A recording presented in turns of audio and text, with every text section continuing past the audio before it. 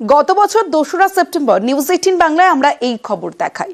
আর মাত্র 6 মাসেই নিউজ 18 বাংলার খবরের জুয়ে দিনহাটার মাতালহাটে ব্রিজ তৈরির কাজ শুরু। ধরলা নদীর উপর ব্রিজ তৈরিতে 2,70,00,000 টাকা বরাদ্দ করেছে উত্তরবঙ্গ উন্নয়ন দফতর। আর এই নদীর উপর ব্রিজ তৈরির দাবি ছিল দীর্ঘদিনের। আর নিউজ 18 বাংলায় আমরা এই খবর দেখাই এবার তৎপরতা। নদীর বুকে বসানো বাঁশের খুঁটি, এই খুঁটির সঙ্গে টান টান করে বাঁধা দড়ি। এই দড়ি ধরে প্রতিদিন নৌকায় চেপে পেরোতে হয় ধরলা, প্রাণের ঝুঁকি নিয়ে। নিউজ 18 বাংলায় এই খবর দেখানোর পর তৎপরতা। ব্রিজ তৈরির উদ্যোগ নেয় উত্তরবঙ্গ উন্নয়ন দফতর।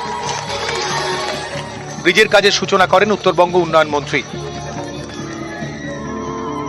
ধরলা নদীর উপর 60 মিটার লম্বা ব্রিজ তৈরি হবে। এর জন্য বরাদ্দ করা হয়েছে 2,70,00,000 টাকা।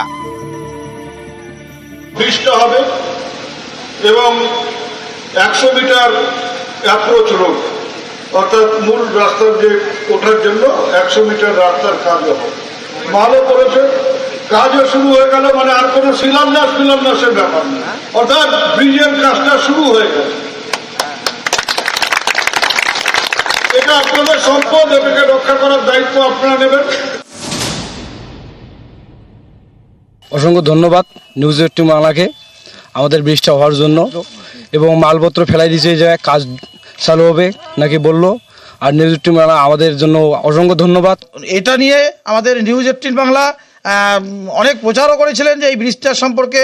এর আগে আমাদের কাছে আসছিলেন, আমরা বলেছিলাম যে হ্যাঁ, ব্রিজটা দাবি আপনারা তুলুন।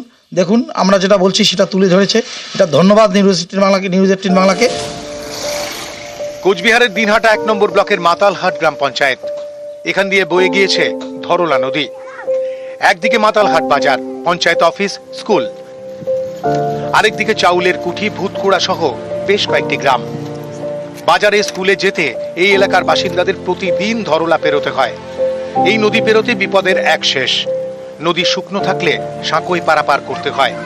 বর্ষায় নদী পেরোতে হয় নৌকায়। ধরলা ফুঁসে উঠলে নৌকা চলে না, তখন ঘুরপথে যাতায়াত করতে হয়।